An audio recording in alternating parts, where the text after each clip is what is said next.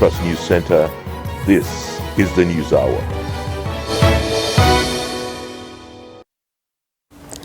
On News Hour tonight, Zamfara state government shuts down cattle market to tackle banditry.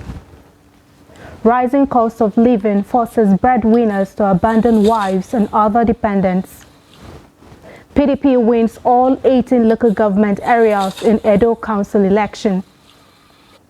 And away from Nigeria, activists say 20 civilians killed in Khartoum airstrike. Hello and welcome to Trust TV News Hour. I'm Aisha Salihu. We begin with security matters and in Zamfara state, where the state government has closed 8 cattle markets in response to the persistent security challenges in the state. The government said it took the decision to temporarily close several cattle markets in 5 local government areas as part of measures to address prevailing insecurity. The announcement was made by the Commissioner of Information and Culture, Manir Muazu Haidara, in a statement released on Sunday. The statement said the affected cattle markets are Danjigba and Kunchin Kalgo in Safe local government, Bagega and Wuya cattle markets in Anka, Dangulbi and Dansadao in Maru, Dauran in Zurmi and Nasarawar, Burkulu in Bukuyum local government area, respectively. According to the commissioner, the decision to temporarily close the cattle markets was taken during the State Security Council meeting due to nefarious activities of selling and loading of rustled cattle by suspected members of armed bandits. The statement emphasized the importance of strict compliance with the closure by security agencies and the Directorate of Animal Health and Livestock Development. The State Security Council also assured the general public and other relevant stakeholders of its commitment to monitor and review the progress with the aim of restoring peace in the affected cattle market areas. And joining us now, we have Mustafa Jafaru Kaura, who is a senior special advisor to the Zamfara State Governor on broadcast media. Yeah, Aisha, thank you very much. I'm with you. Welcome to News Hour. Now, the closure of markets in Zamfara in the past has not yielded much or any result. In what way will the latest closure be different? Yes, you see, the approach always matters. Not only the mere policy statement of saying that so-so cattle market is closed, so-so cattle market is closed, or this and that. It has to follow up with some stiffer, measures to ensure strict compliance, as you have rightly mentioned, in your news, that the still also need it first of Thursday, 23, the Security Council, the governor himself, that Dauda Lawal, of this cattle market. Because of the resurgence of cattle rustling in Zamfara, so there must be the reason, that's the main reason why the state government decided to take off these punitive security measures to track down the perpetrators, because cattle cannot be sold, in the bush. It has to come through the market, the cattle market. So if there is no buyer of the suspected, rusted cattle, there will be no more, that issue of buying, rusting cattle from the innocent people of the state. So not only the closure matters, other measures that follows is the strict compliance of that. Then there is intelligence, report and gathering regarding, these 5 or 8 markets that were, ordered to be closed. So with all these measures taken, and then the stiffer security measures closely monitoring the affected, cattle markets, inshallah, the resurgence of rustling of cattle in Zamfara will become, a thing of the past, and it will be minimized drastically. I understand that you say this latest closure will be different in a manner that no buyer of the rustled cattle will be available, be able to do that. Now, I'd like to know what other steps has government taken to address banditry in Zamfara State? You know, earlier than before the announcement of the closure of the cattle market, Commissioner of Information and Culture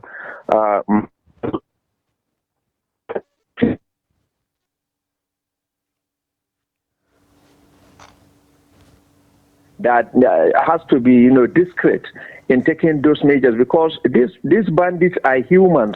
They hear radio, they watch televisions, they do all these things. So there are other security measures which the state government, has taken that I believe when in the matter of time, in a couple of days, it will materialize into reality, and people will now see the difference between what happened in the past and what the Dauda Lawal administration now is doing regarding the issue of insecurity in Zamfara. Thank you so much. That was Mustafa Jafaru Kaura, who is a senior special advisor to the Zamfara State Governor on broadcast media. And now, still in security matters, we move over to Kaduna State, where the state government has recruited 7,000 youths into the State Vigilance Service to complement the efforts of federal security agencies in tackling insecurity in the state. Speaking during the commencement of training for the newly recruited vigilante members at the Police College, Kaduna, Governor Uba Sani said his administration will do everything humanly possible to curb the menace of banditry, kidnapping, and other related crimes that are threatening the peace and security of citizens of the state. Thousands of young men and women who converged on the Police College in the capital city were drawn from the 23 local government areas of the state. According to the governor, the vigilante members would be deployed to rural communities. The recruitment and screening of the trainees is in collaboration with critical stakeholders, including local government chairmen, traditional and religious leaders. Governor Sani believes that this initiative, apart from being a major step towards restoring security and development in the state, will also provide jobs for the youth. The state is facing the challenge of inadequate personnel to successfully wage the battle against bandits and other criminal elements in the communities. The state government is optimistic that the recruitment of young men and women into the State Vigilance Service will assist the conventional security agencies with actionable intelligence due to their knowledge of the local environment. And now, away from security, the Minister of Humanitarian Affairs and Poverty Alleviation, Betta Edu, says no fewer than 8.3 million Nigerians are in dire need of humanitarian assistance in Borno, Yobe, and Adamawa states. Edu said the figure is part of the total 16 million Nigerians affected by various humanitarian crises, with the 3 states worst hit. The minister said this in a statement by her special advisor on media and publicity, Rashid Zubair, on Sunday in Abuja. She said aside from the northeast Benue in the north central had been tagged the capital of humanitarian crisis in Nigeria by the United Nations. She said the ministry had come up with innovative ways of thorough verification of the social register for accuracy and transparency. The minister promised to upgrade, rejig, and expand the social safety net program to accommodate more people through a transparent process. And now the chairman of Police Service Commission, Solomon Arase, says the military officers deployed to areas where terrorists operate freely, particularly northeast, lack training and knowledge to gather evidence against the criminals, hence the increasing rate of their activities. Arase, a former Inspector General of Police, also faulted the practice where arrested bandits are released and reintegrated into the society without proper profiling, noting that most of them eventually return to crime, creating more harm for the region. He, however, demanded that the police take over the fight against terrorism and other crimes from the military, arguing that officers of the force were trained to secure crime scenes, gather evidence, and prosecute criminals, which is different from the standard operating procedures for the military. Arase was quoted to have seen to have said this in Abuja when he played host to the police advisor Lake Chad Basin Support Framework of the United Kingdom High Commission in Nigeria, Elizabeth MacLeod, leadership of the Bureau of Public Service Reforms led by its Director General D.I. Arabi and a delegation from the NTA News 24 led by its General Manager Fatima Abbas Hassan. The PSC boss, in a statement signed by the spokesman of the Commission, Ikechukwu Ani, on Sunday, advised the federal government to reduce the military component of the war against insurgency and allow the police, the lead agency in internal security, to lead the battle.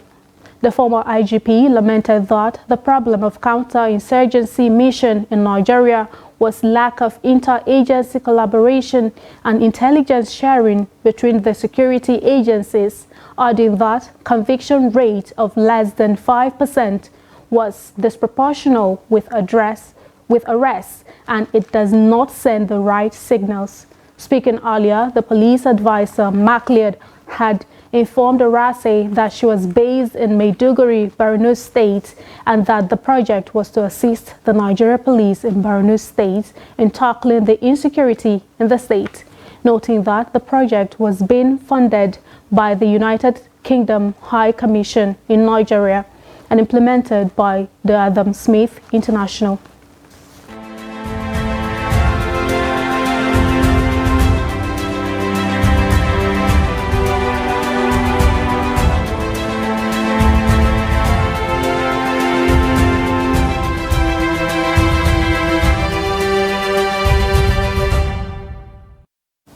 Now, the rising cost of living is taking a toll on families, with many breadwinners abandoning their wives and other dependents because of declining income and food price hike in some instances. Some residents of Bauchi say friction between family members is commonplace, and this might not be unconnected with the high cost of living.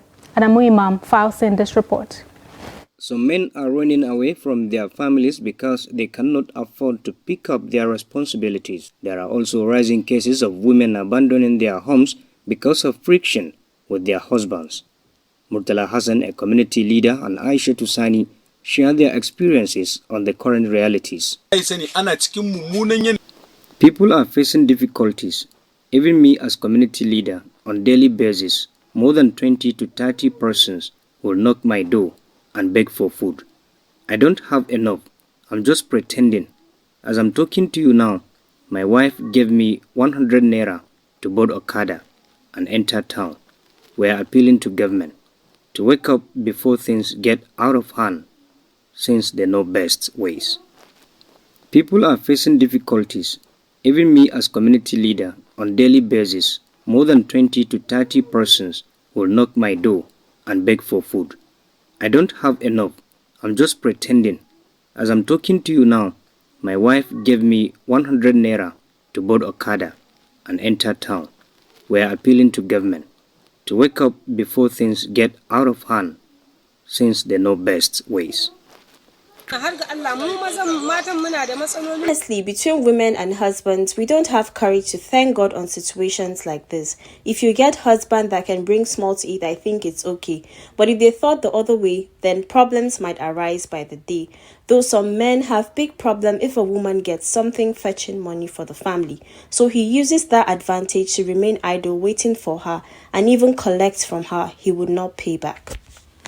Sanchiroma of Grassroots Center Initiative for Development explained that many factors, including economic, are responsible for this. Economic crisis that is happening in the country, that is one. And the second reason is that most of the households find it hard to sit down and table their financial issues. They just spend as they end, they spend what they earn.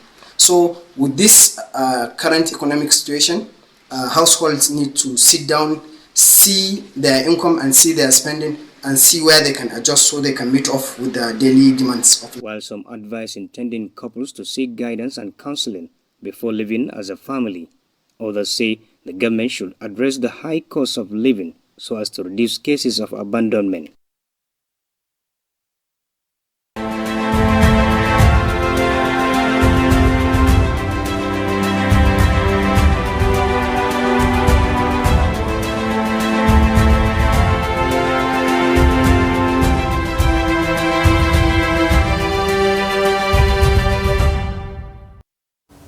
Now, Maiduguri residents have expressed divergent views over the sharing formula of the palliatives meant to support the poor and vulnerable.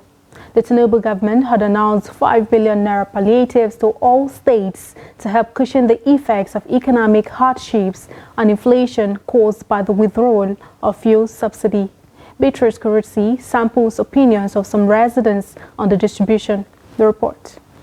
It would be recalled that last month, the Tinubu's government announced 5 billion naira and trucks of grains to state in a bid to lessen the hardships of the subsidy withdrawal across the country. Borno State has already begun the distribution of these palliatives to the targeted communities. Though the distribution is not completed, but some feel that the sharing formula excludes a section of communities and the purpose of ending hunger is still on the increase. Just for their politicians and other political unit, they are distributing food items. It's not for everybody. Most of the people, they are feeling hunger, and then there is no money. In our situation where we are now, petroleum is increased. Most of the people, they cannot get transport. They are working on their leg to their business place, and the business cannot move in well like before. In those days, I saw in our street, they call the head of village, and they give him the cards.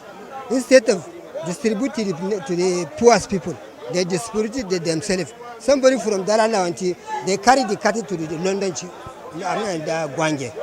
Is it good? It's not good.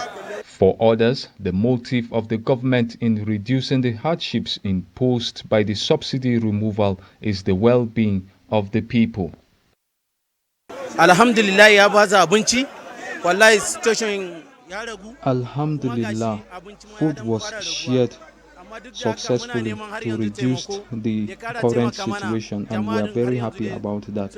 But still, we need more support because many people are still in poverty.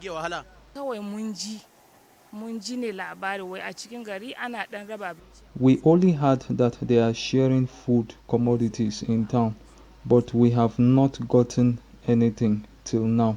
Even the state government, or rather the NGO, or any other person who is going to help the nation, is supposed to find out the specific person who is supposed to be given to him. For many Nigerians, they hope that the purpose of palliatives will reach IDPs, workers, the middle class, and non-members of the party in states. Beatrice Kuruti, Trust TV News, Maiduguri.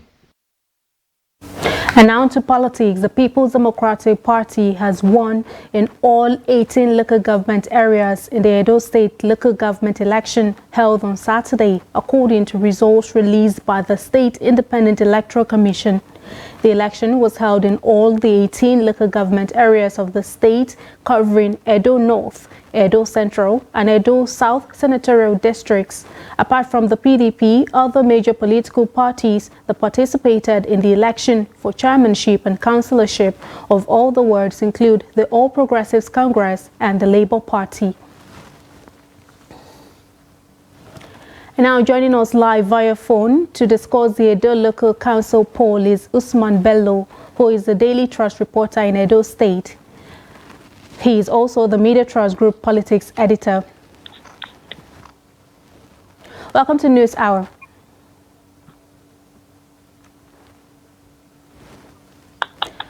Welcome to News Hour. Can you hear us? Yes, I can hear you clearly.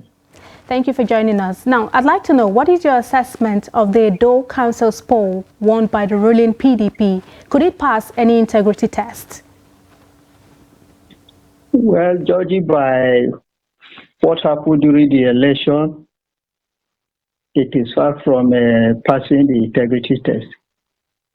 Because the election is supposed to start by 8:30, but in most of the polling units at 12 o'clock, they were not having material. And for the monitoring we carried out, most of the polling units were given 100 ballot paper. Whether that unit, the total numbers of registered voters, that unit is 1,000, with only 100 registered paper, the same they were given. And in some cases, there was no material at all. While some of the candidates, especially that of the Labour parties, claimed intimidation and harassment, while some of the chairmanship candidates of the party couldn't vote at all. So it was just a kind of a charade. Most of the aspirants, especially the candidates, especially that of the Labour Party in Oredo local government area, protested the election. And the Labour candidate of the Oredo local government and that of Ikobaoka, in the middle of the election, they pulled out, that they were not allowed to exercise their franchise. And from in Edo Central, the chairman of the APC, the All Progressive Congress, in a phone interview, told journalists that there were no material in most of the polling units in Esa Central, Esa Southeast, while in Edo North, they alleged that only 100 ballot boxes were given to each of the polling units. One is on the polling unit, there were no result sheet. But meanwhile, before the election, about several parties collapsed their structures and joined the PDP, while only is now remain 3 parties that take part in the election. That is the People's Democratic Party, the All Progressive Congress, and the Labour Party. But before the close of the election, both parties staged a protest. They protested to the NUJ Secretariat, alleging irregularity during the election. That the outcome, they will not accept the outcome. Okay, so I understand you're saying the assessment of the vote may not pass any integrity test as it was marred by irregularities. It didn't start early and there were no materials in some places. Now, the state is going into next year with frosty relations between Governor Godwin Obaseki and his deputy, Philip Shoibu. What is really playing out in Edo State? Yeah, the deputy governors are the principal. They have a very warm relationship before now. So as a result of the coming 2024 election, that is where the crisis started. From one indication, Philip is out to succeed his principal, while his principal doesn't want Philip to succeed him. So as a result of that, they clashed. And at the beginning, the governor said that Philip, his deputy, didn't inform me that he was contesting the election. While the governor said, the deputy governor said he has informed his principal that he will contest the election under the PDP. But from the governor's body's language, there are indications that the governor has his own anointed candidate. I doesn't want his principal to succeed him. Okay. Thank you. Thank you so much. That's the much we can take from you. He was Daily Trust reporter from Edo State. And moving on, the APC National Chairman Abdullahi Umar Ganduje has tasked the citizens of Kogi to give the party nothing less than 99% support and victory votes in the state's forthcoming November 11 governorship election. Ganduje gave the charge on Saturday while addressing party members and supporters at the official inauguration of the party's national and state campaign councils for the November 11 governorship election. The national chairman said that Kogi is a traditional APC state and so believed that the people would come out to cast their vote solely for APC entrenchment of good governance. He said they expected nothing less than 99% victory votes from the people of Kogi in this forthcoming November 11 governorship election. Also speaking after the inauguration, the chairman of the campaign council, Governor Dakpo Abiodun of Ogun State, assured party supporters of their determination to work in unity for the victory of the party's candidate in the election, Usman Ahmed Ododo.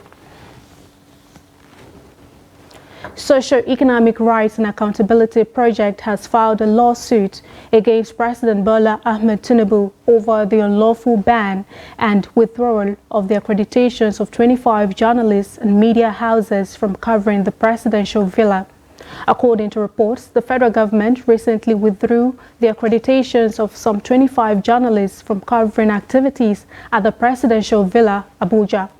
The affected journalists were simply told at the main gate of the presidential villa to submit their accreditation tags. In the suit at the Federal High Court in Lagos, Serap is seeking an order to direct and compel President Tinubu to reverse the revocation of the accreditations and ban on 25 journalists and media houses from covering the presidential villa. Serap is seeking an order of perpetual injunction to restrain President Tinubu or any other authority, person, or groups of persons from arbitrarily and unilaterally revoking the accreditations of any journalists and media houses from covering the presidential villa. Serap is also arguing that the withdrawal of the accreditations of the journalists is without any lawful justifications. It is inconsistent and incompatible with plurality of voices, diversity of voices, non-discrimination, and just demands of a democratic society, as well as the public interest. The suit filed on behalf of Serap by its lawyers Ebun Olu Adegboruwa, SAN, Kolawole Oluwadare, and Valentina Adegoke reads in part, the ban on the journalists from covering the presidential villa fails to meet the requirements of legality, necessity, and proportionality. President Bola Tinubu will depart Abuja on Monday to attend the G20 Leaders Summit in New Delhi, India, on the special invitation of Indian Prime Minister Narendra Modi. A statement signed by Special Advisor Media and Publicity to the President Ajurin Galale said, on the sidelines of the summit, the President will participate in and deliver keynote addresses at both the Nigeria-India Presidential Roundtable and the Nigeria-India Business Conference. The CEO Roundtable will be attended by leading industrialists in the Indian private sector, Nigerian industrialists, as well as senior government officials from both countries. The President aims to leverage this platform to attract global capital and promote increased foreign direct investments in key labor-intensive sectors of Nigeria's economy for job creation and revenue expansion. The statement said, given the President's renowned experience in attracting investment to Lagos State, leading industrialists have sought separate private engagements with him at the summit. The President's itinerary will also feature bilateral meetings with a cross-section of world leaders from 4 different continents, representing both G20 and non-G20 countries. These engagements are geared towards strengthening bilateral economic trade and investment partnerships for mutual benefit. Ambassador Yusuf Tugar, Minister of Foreign Affairs, Wale Edun, Minister of Finance and Coordinating Minister of the Economy, Dr. Bosun Tijani, Minister of Communications, Innovation and Digital Economy, and Dr. Doris Uzoka Anite, Minister of Industry, Trade and Investment, will accompany the President. The federal government has issued a 30-day ultimatum to illegal miners to desist from such activities in the country. Minister of Solid Minerals Development, Dele Alake, at a press conference on Sunday in Abuja, explained that all efforts to formalize unlicensed miners into cooperatives have proved abortive. He further stated that the ministry will review all mining licenses in the country as part of its transformation agenda. Other transformation agenda listed out by the minister are formation of the Nigerian Solid Minerals Corporation, joint ventures with mining multinationals, setting up of mine police and task force, generation of data for solid minerals in Nigeria. This follows the minister's promise last week to sanitize the solid minerals sector by adopting more stringent regulations to create stability. Receiving the Australian High Commission to Nigeria, Leon Johnson, In his office in Abuja, Alake had lamented the impact of illegal mining while pledging to address the situation. He also promises to give priority to investors in the sector to improve the economy and create employment opportunities. On her part, the Australian envoy is committing to provide support for the optimization of solid minerals in Nigeria. You're watching the News Hour on Trust TV. Coming up shortly, we'll take a look at why Jos farmers are returning to groundnut cultivation. Details of this story and more to come after the break. Don't go away. We'll be right back. It was never a consensus. We did all our best. You see, in politics, you give your contribution to the best of your ability. If you want, I'll forward to you this statement. You go to this bank and verify. But there are people who say not spending money is not a virtue in itself. Let me finish. Because there's so much to be done. Let me finish. Now, if that allow me to explain myself. The recent development shows abductions are now a factor of informants embedded in community. It's not about the people of Katsina to say that, no, during my administration I was able to stop insecurity. No, it's about collective responsibility for all of us. And what we should ask ourselves is not what has been seen, is the life better? Are there more people who are unemployed who are not become employed? Is the level of corruption has gone down? Is there inclusion?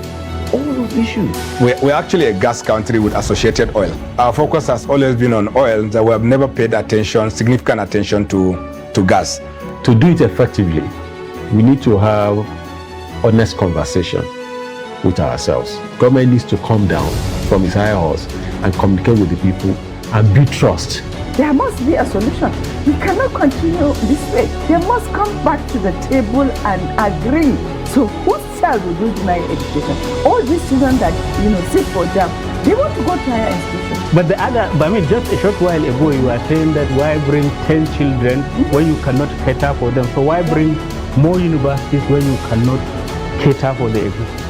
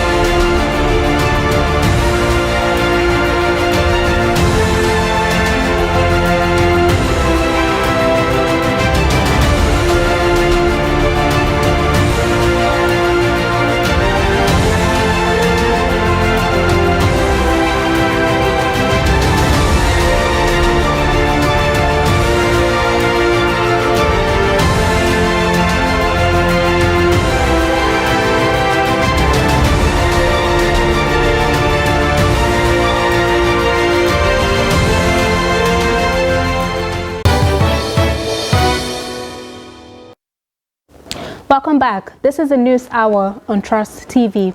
Now, let's take a look at a recap of some of our major stories. We told you that Zamfara state government shut down 8 cattle markets to tackle banditry. And the rising cost of living forces breadwinners to abandon wives and other dependents. And now moving on to more news stories, the Ogun State sector of the Federal Road Safety Corps has confirmed the death of 3 passengers after a bus plunged into Omo River along the Ijebu-Ode-Ore Expressway, while another person was injured.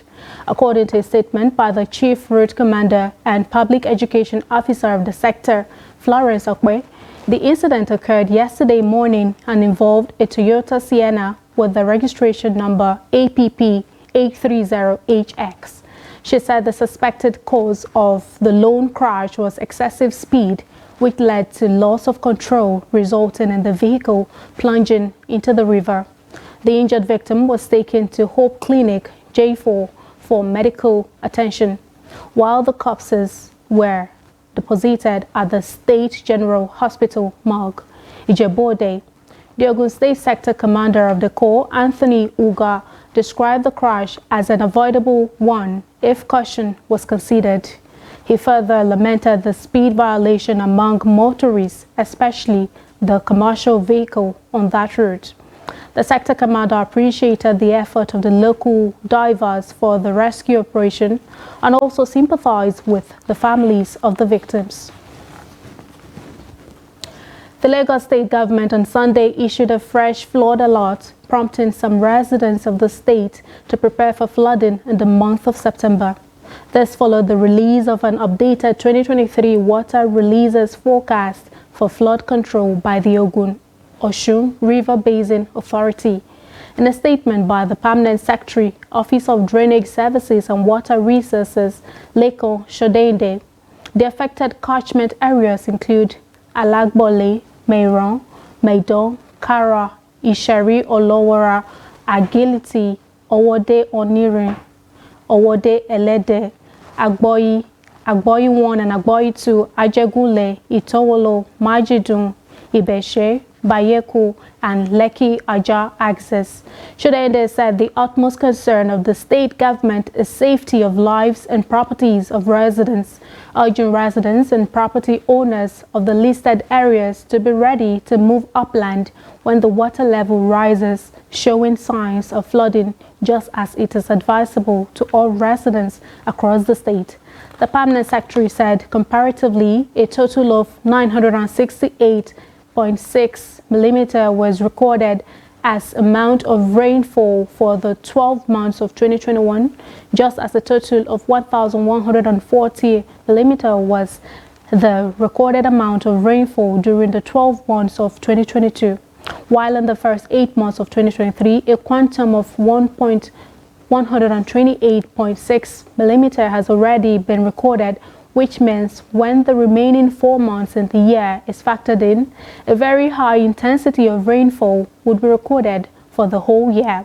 When some of the other figures released by the Ogun-Osun River Basin Authority is further scrutinized for volume of water spilled, it shows that for the 12 months of 2021, 1.102 MCM was spilled, while for the 12 months of 2022, a total of 1.475.6 MCM was spilled, while in the first 8 months of this year, a total of 1.393.1 MCM has already been spilled by the River Basin Authority, pointing in the direction that more water will be released when factored with the remaining 4 months in 2023, Shodende said. The Permanent Secretary opined that the water levels of all tributaries, including the Oyon Dam, are rising and is one of the contributory factors to the possibility of the likely flooding at downstream flow of Ogun River.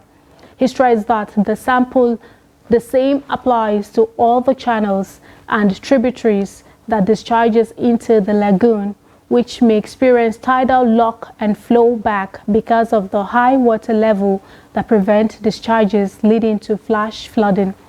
Shodende added that the alert has become necessary because there is much water to be expected in September 2023, in addition to the heavy downpours that are usually associated with the months of September and December every year along Ogun River Basin, and other related predictions and warning from Nigeria Meteorological Services Nigeria Hydrological Services, National Emergency Management Agency, and other related agencies. And now the Federal Capital Territory Command of the Nigeria Security and Civil Defense Corps says it has arrested 3 suspected vandals and cable thieves for unlawful possession of communication cables. The command spokesperson, Okomanyi Comfort, in a statement on Sunday, said the suspects were caught around house on the Rock Church Junction, Airport Road in the FCT with fiber cables which were identified to be government property. The suspects, according to the spokesperson, were arrested by the NSCDC FCT Command Patrol Team following intelligence reports that some criminals disguised as engineers pretending to be involved in cable works with the aim of vandalizing and cutting cables away. The FCT Commandant Olushola Odumosu vowed to launch a more intensified onslaught against criminals and vandals defacing the capital territory. The FCT Commandant hinted that the command is working in synergy and collaboration with other security agencies within the FCT, and collectively they will sanitize the FCT by restoring peace and ensuring adequate security. He commended the FCT Minister, Nyesom Wike, for his policy directions on security and general development of the FCT, which he said NSCDC has keyed into for better service delivery to all residents. He warned vandals, hoodlums, scavengers, and other criminals to find their way out of Abuja because there is no place to hide anymore. Odumosu maintained that all infrastructural amenities in the FCT will be adequately protected, and his officers and men are on ground to provide 24-hour surveillance and security. The 10th annual blood drive initiative in Kano State is targeting 100 liters of blood donation to patients in need across public hospitals of the state. The initiative is aimed at alleviating blood scarcity across public hospitals and bridging the hardship faced by caregivers and patients in need. The initiative also keeps donors' community record for further requests of a particular blood group when the need arises from any hospital, while the Kano Hub is a part of a wide-reaching network across 148 countries. Global Shepherds Community in itself is a community of young people brought together by the World Economic Forum in order to influence changes that need to be impacted in their communities. So it's a way of self-organizing and looking at immediate problems in our community and bringing a solution out of it. This year our target is 70 to 100 pints of blood, even though we might have an inflow that is more than that of 70 to 100 people. If the blood is going to match and I can donate, I can do that. And Alhamdulillah, I was able to go to the hospital, do the test. That's okay. Inshallah, whenever there's any blood donation, I'll try as much as possible again. There is always a person in need, a person that needs blood to save their lives.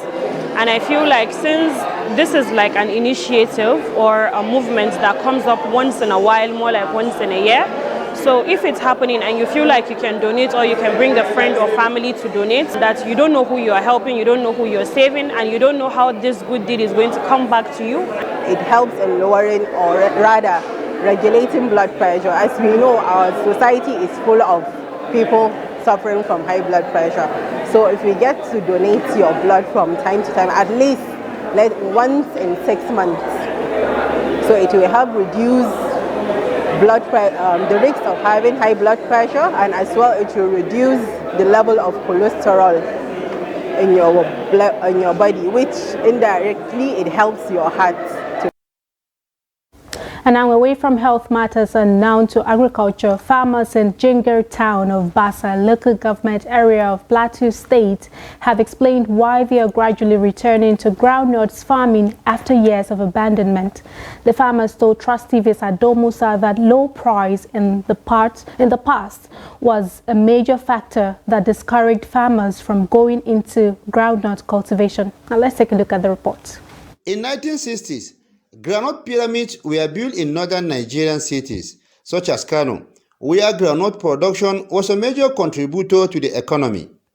However, as groundnut production declined in the 1970s and 1980s, the groundnut pyramid disappeared and Nigerian economy shifted attention to crude oil.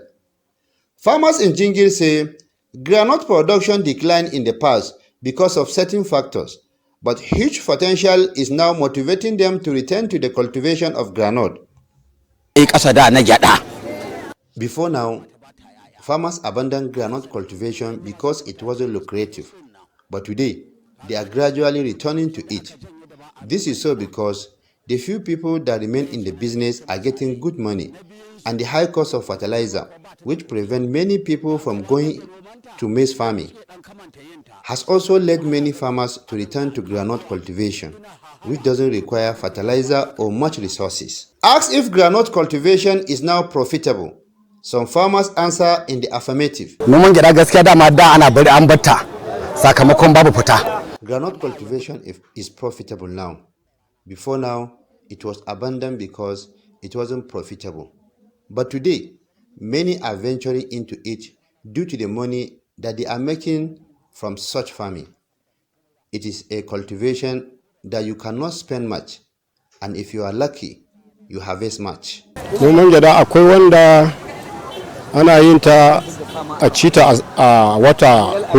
Groundnut cultivation is profitable because groundnut farmers live averagely. During the early harvest this year, we sold a 50 kg at 20,000 naira, even though the price has come down now. No matter the situation, groundnut farmers hardly lose. The farmers hope that agriculture will be given appropriate attention so that the country could return to groundnut pyramid of 1960s. Ado Musa, Trust TV News, Jos. This is Trust TV News Hour. We'll be back after this break.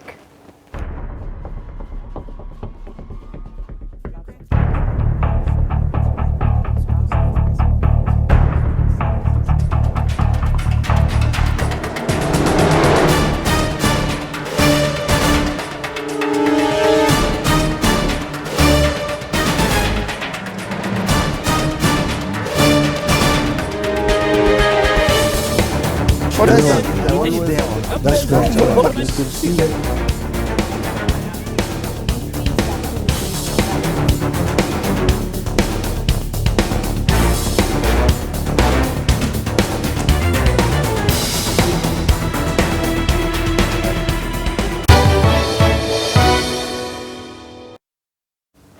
Welcome back. The Managing Director and CEO Nigerian Electricity Management Services Agency, Aliyu Tukur Tahir, has assured that all electricity meters and instruments deployed in the Nigerian electricity supply industry are of the right standard, specification, safety, and quality.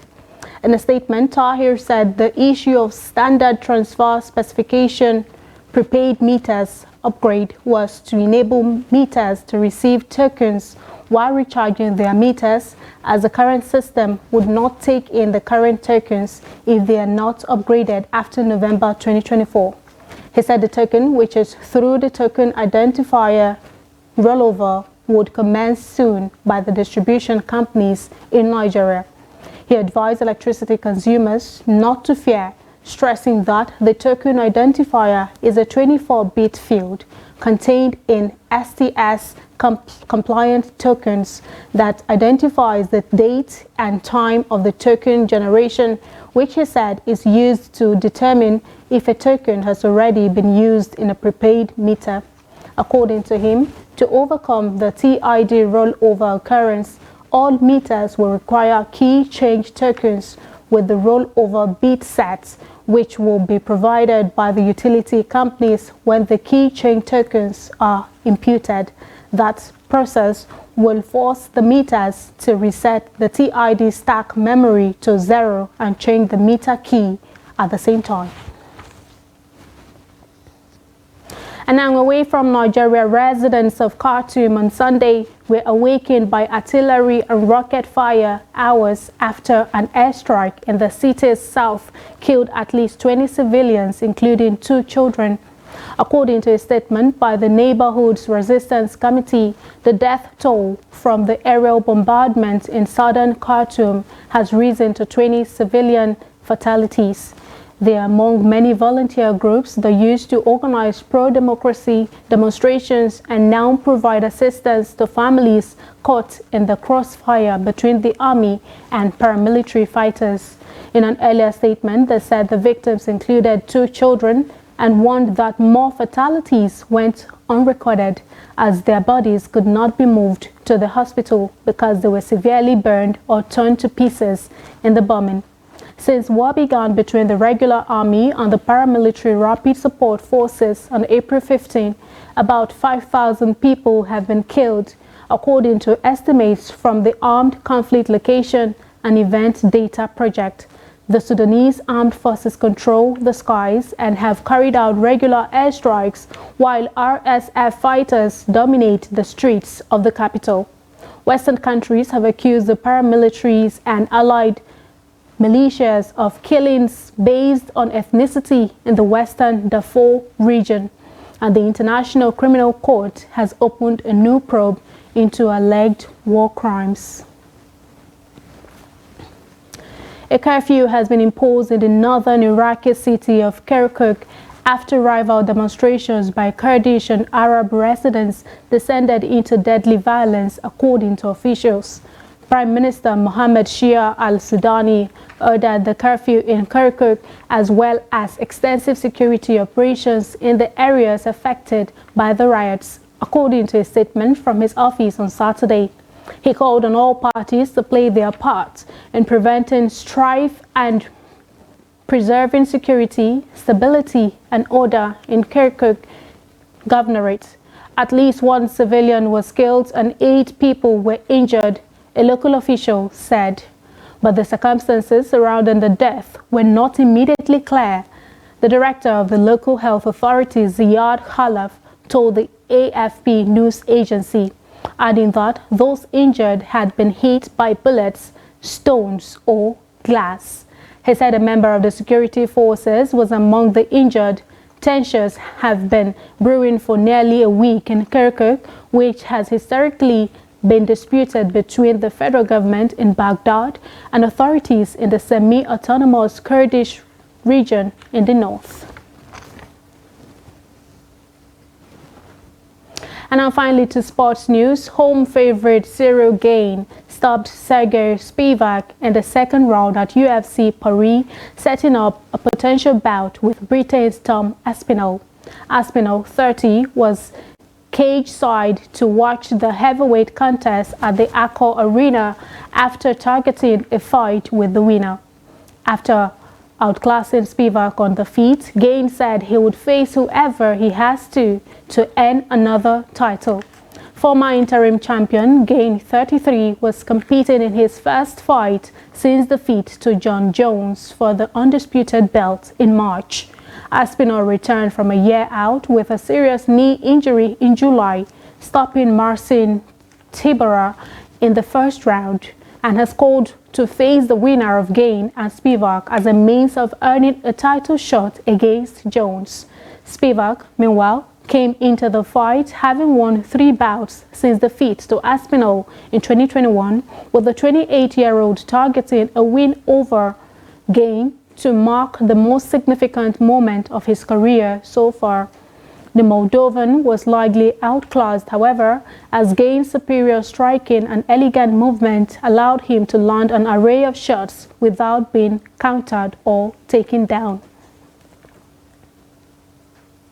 Still in sports news, Novak Djokovic avoided a huge shock as he recovered from a 2-set deficit to beat fellow Serb Laslo Djere and reached the US Open 4th round. Djokovic, 36, maintained his bid for a record equaling 24th major title with a 4-6, 4-6, 6-1, 6-1, 6-3 win in New York. It is the 8th time in Djokovic's career he has fought back from 2 sets down to win. 3-time US Open champion Djokovic, who is aiming to move level with Australian Margaret Court's tally of major wins will play Croatian qualifier Brona Gojo in the last 16.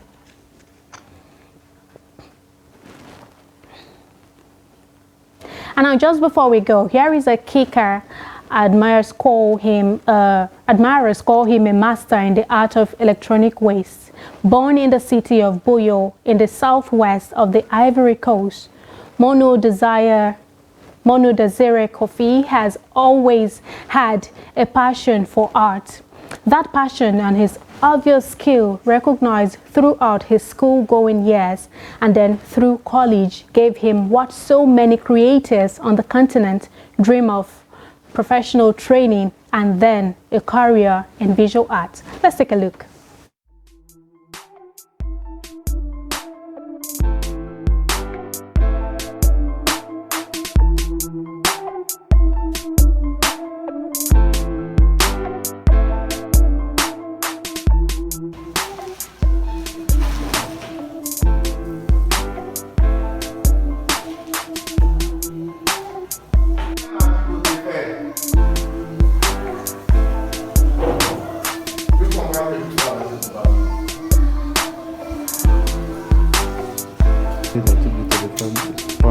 Il va vite à la peinture ici qui est là, avec une machine à colle.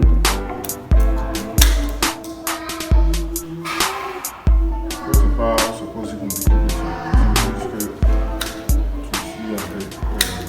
Bon, je peux dire que depuis le lycée, vu que j'étais dans une école artistique, donc j'étais déjà dedans, mais j'ai commencé à vraiment, j'ai décidé vraiment de rentrer dans une carrière professionnelle depuis 2018, début 2018.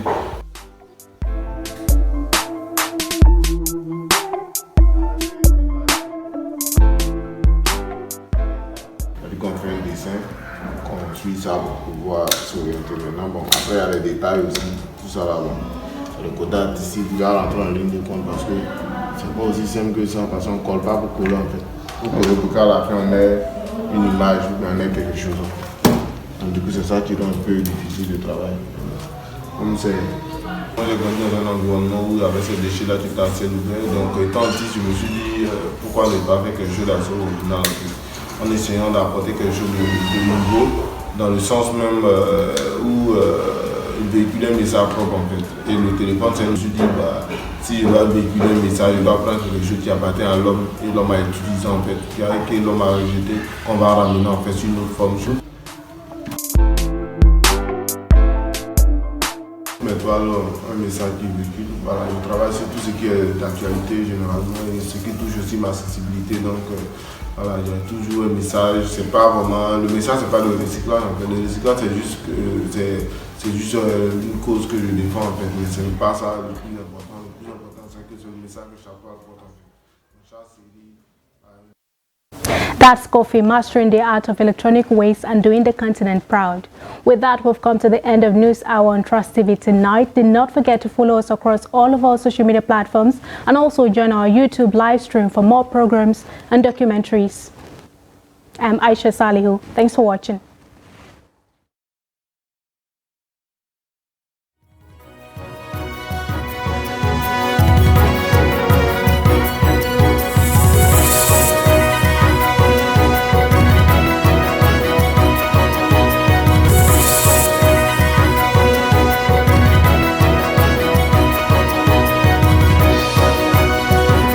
From the Daily Trust News Center, this is the News Hour.